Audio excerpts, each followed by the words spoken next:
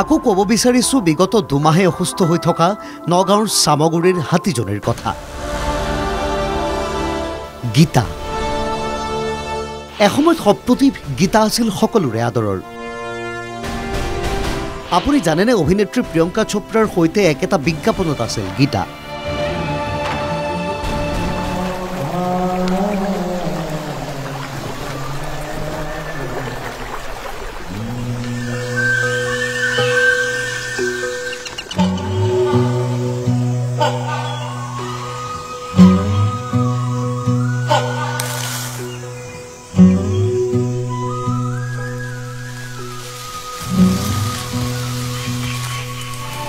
Assam আসামৰ brand ambassador প্ৰিয়ংকাৰ বন্ধুত্ব গঢ়ি উঠিছিল গীতাৰে।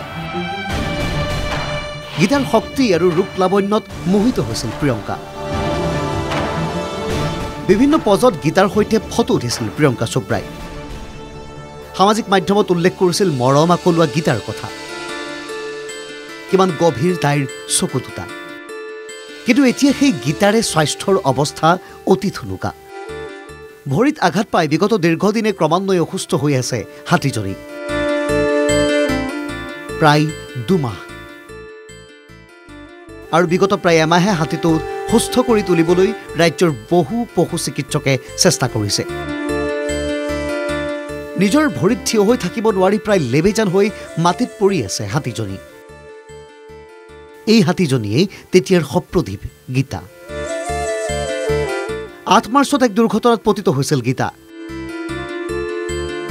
আজি 5 মে দুৰ্ঘটনাগ্ৰস্ত হাতীটোৰ মালিকেও গা এৰা দিছিল।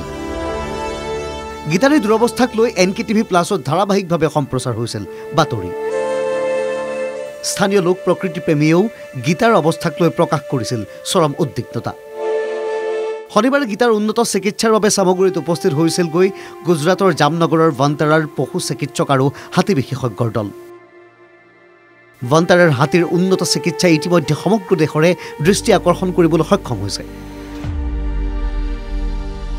বনতাৰাৰ চিকিৎসকৰ আগমনে গীতাৰ উন্নত চিকিৎসাৰ ক্ষেত্ৰত ভাল খবৰ কঢ়িয়াই আনিবনে? গীতা সুস্থ হৈ উঠিবনে? বিজ্ঞাপনত দেখা আগৰ গীতাজনীৰ দৰেই হৈ উঠিবনে সপ্ৰতিভ?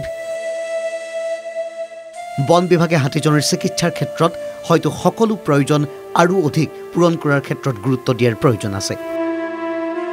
চামগুৰিৰ পৰা নৱজ্যোতি বৰুৱাৰ সহযোগত নিউজ ডেস্ক ৰিপৰ্ট NKTV+।